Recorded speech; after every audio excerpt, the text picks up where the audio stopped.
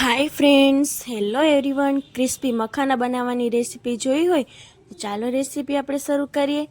સૌથી પહેલાં આપણે લોયામાં તલ લઈશું.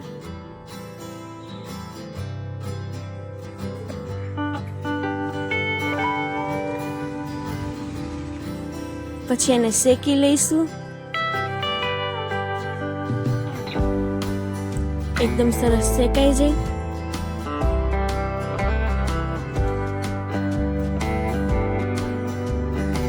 ત્યારબાદ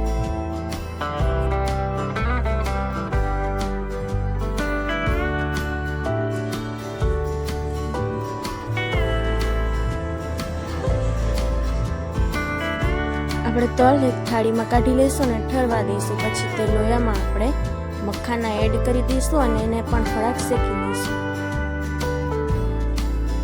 મખાના બજારમાં તૈયાર પેકેટમાં મળે છે. હવે આને તલ ભેગા ભેળવી લઈશું. હવે લોયાને ગેસ પર મૂકીશું અને તેમાં આપણે ગોળ એડ કરીશું. 1 ચમચો ગોળ એડ કરી દઈશું.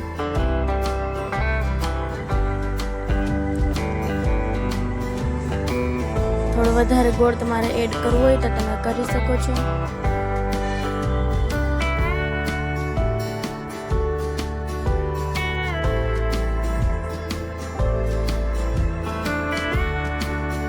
પછી બધું જ બરાબર રીતે મિક્સ કરી દઈશું.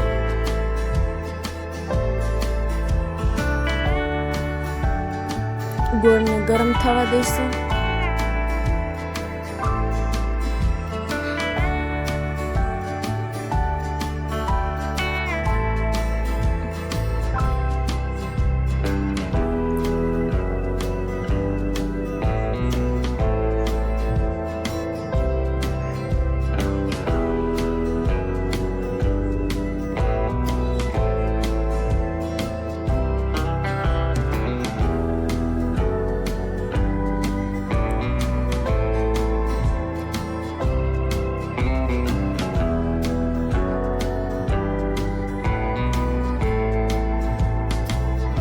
એકદમ સરસ ગોળ ગરમ થઈ ગયો છે, તમે જોઈ શકો છો.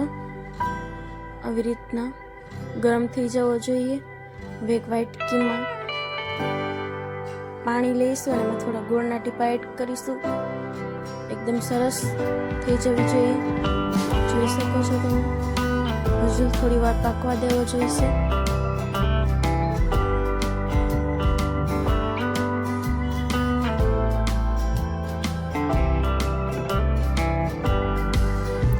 એકદમ સરસ થઈ ગયો છે. હવે આપણે તલ અને મખાનામાં એડ કરી દઈશું. એકદમ સરસ બને છે. ઘરે ટ્રાય કરજો. પછી મને કમેન્ટમાં કહેજો કે રેસીપી તમને કેવી લાગી.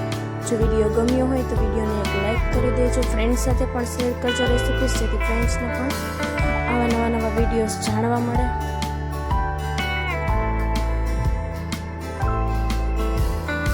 એકદમ બધું જ બરાબર રીતે મિક્સ કરી લઈશું. એકદમ ક્રિસ્પી મખાના તૈયાર થઈ ગયા છે. જો તમને આવા વિડીયો ગમતા હોય તો મારી ચેનલ કુકિંગ ક્વીન જાણીને સબસ્ક્રાઈબ કરી નાખજો. આ નવા વિડીયોઝ જોતા રહેજો. હવે એક થાળીમાં આપણે ઘી સ્પ્રેડ કરી દઈશું અને મખાના તેમાં એડ કરી દઈશું.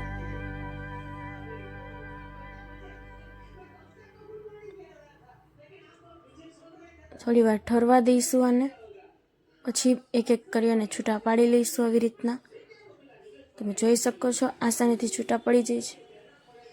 એકદમ સરળતાથી થઈ જાય છે.